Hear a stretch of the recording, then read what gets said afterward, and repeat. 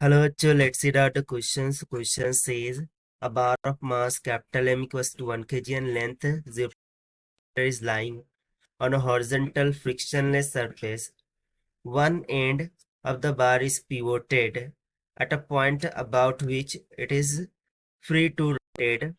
A small mass M equals to 0.10 kg is moving on the same horizontal surface with 5 per second speed on a path perpendicular to the bar.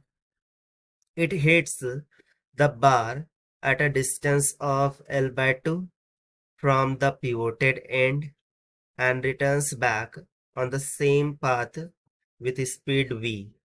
After this elastic collision, the bar rotates with an angular velocity of omega.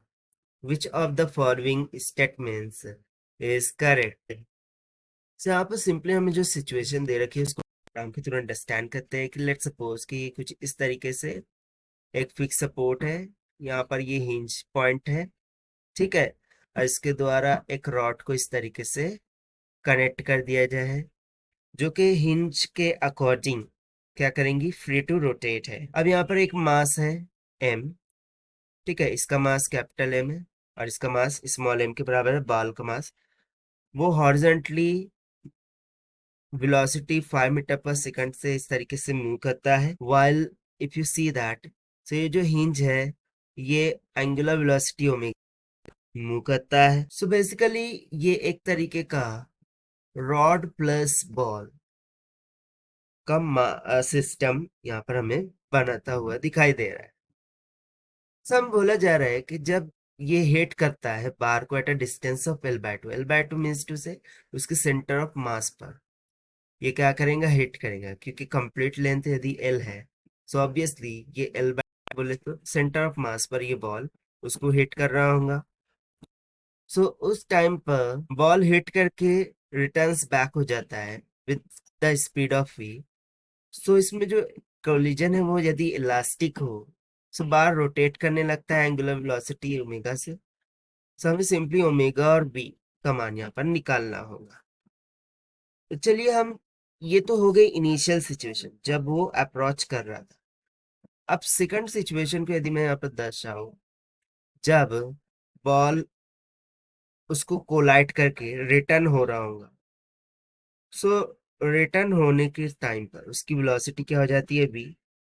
अब चूंकि ये इससे strike कर रहा है so obviously जो rod है वो भी अब फ्री टू रोटेट हो जाएंगी और उसका जो रोटेशन हो जाएगा वो with velocity of centre of mass हो जाएगा vcm, जिसका फॉर्मूला हम लिख सकते हैं omega times of R centre of mass की। तो चलिए फिर स्टार्ट करते हैं सोल्यूशन से, but before of its let's talk about the key concept which we are going to use here for this question. तो यहाँ पर हम एंगुलर मोमेंटम का फॉर्मूला यूज करेंगे जो कि हो जाता है L is equals to R into M into V. साथ ही साथ यदि मैं लीनियर वेलोसिटी का फॉर्मूला यूज करूं so V is equals to हो जाता है ओमेगा टाइम्स ऑफ R की इक्वल। और थर्ड फॉर्मूला हम यूज करेंगे कोएफिशिएंट ऑफ रेस्टिट्यूशन का।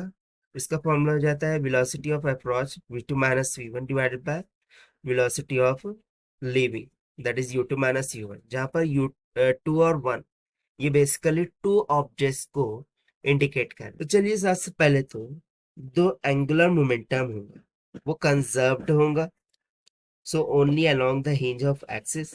So by using the conservation of angular momentum, initial angular momentum should be equals to final angular momentum. So यहाँ पर हम इक्वेशन नहीं लिख सकते, so इसीलिए हम इस यहाँ पर लिखते हैं कि initial angular momentum is equals to final angular momentum.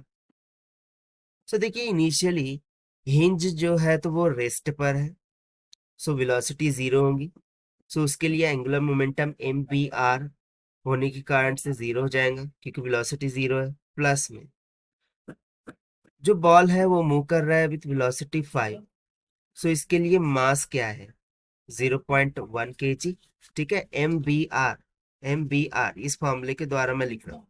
सो मास हो गया 0.1, वेलोसिटी हो गया 5 मीटर पर सेकंड, और जो डिस्टेंस है वो क्या होगा। तो बेसिकली देखिए ये L/2 डिस्टेंस पर है, लेंथ हमें दे रखा था 0.2 मीटर, सो इसका आधा L/2 कितना हो जाएगा 0.1 मीटर, सो R कितना हो गया 0.1 metre. This must be equals to, now at the final case दोनों ही मूव कर रहे हैं, बॉल तो मूव कर रहा है विथ वेलोसिटी v, सो इसके लिए हम एंगुलर मोमेंटम की इक्वेशन लिख सकते हैं mvr। सो मास कितना है 0.1, वेलोसिटी है v, और जो डिस्टेंस है वो 0.1। But what about this rod? So basically rod एक पॉइंट पर फिक्स है, अब वो एंगुलर वेलोसिटी ओमेगा से क्या कर रही है, मूव कर रही है। सो इसके लिए हमें L is equal to I into omega का फॉर्मूला यूज करना होगा, where I is the moment of inertia. So moment of inertia for the rod about its axis, उसका फॉर्मूला क्या हो जाता है 1/3 m r का स्क्वायर। सो इस फॉर्मूले के अकॉर्डिंग, अब बाकी ओमेगा जो है तो वो एज इट इज रहेगा, इस फॉर्मूले के अकॉर्डिंग देखिए, फिर हम वैल्यू सब्स्टिट्यूट करेंगे 1/3 इंटू मास कितना है 1 kg मल्टीप्लाई बाय आर का स्क्वायर यानी कि एल का स्क्वायर। सो एल कितना है 0.20 मीटर, सो उसका होल स्क्वायर हो जाएगा मल्टीप्लाई बाय ओमेगा। ठीक है, तो इसको यदि मैं सिंप्लीफाई करूं तो मुझे मिल जाएगा 4 ओमेगा/3 माइनस में v इज इक्वल टू 5, इसको हम मान लेते हैं इक्वेशन 1।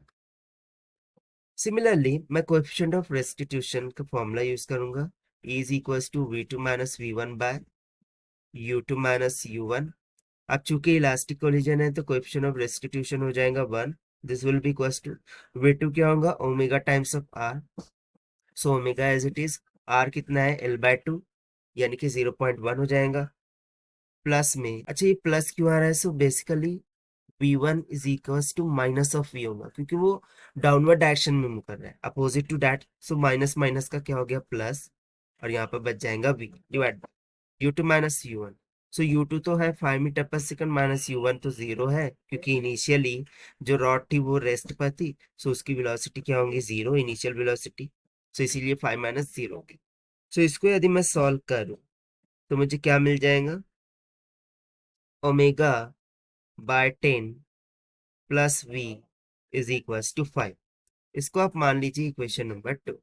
ना यदि मैं इक्वेशन 1 और 2 को कंपेराइज कर, देखिए दोनों तरफ 5 है, सो मैं इसको कंपेयर कर दूंगा, सो हम लिखेंगे 4 ओमेगा/3 माइनस में v, ये इक्वल्स टू हो जाएगा किसके, ओमेगा/10 प्लस v के, ओमेगा/10 प्लस v के। सो देखिए v को यदि हम उस जानिब ले जाए और ओमेगा को इस जानिब लेकर आए, सो हमें मिल जाएगा 4/3 ओमेगा माइनस में ओमेगा/10 is equal to twice of v। तो सिंपली यहाँ से हमें मिल जाएगा 10 4 ज़ा 40 माइनस 3 ओमेगा, 40 माइनस 3 ओमेगा कितना हो जाएगा 37 omega divided by 30 is equal to 2v।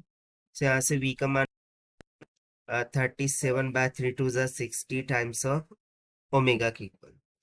अब इसको हम मान लेते हैं इक्वेशन थर्ड। अब इक्वेशन थर्ड को हम किसी भी एक इक्वेशन में सब्स्टिट्यूट करेंगे, तो चलिए हम इसमें ही सब्स्टिट्यूट कर लेते हैं, डेट इज 4 ओमेगा/3 माइनस का v इज इक्वल टू 5। सो ये हो जाएगा 4 ओमेगा/3 माइनस में कितना आ रहा है 37/60, 37/60 ओमेगा इज इक्वल टू 5। सो इसको सॉल्व कीजिए, ओमेगा निकल के आ जाएगा 6.98 रेडियंस पर सेकंड की। सो देखिए ये तो हो गया हमारे पास एक आंसर।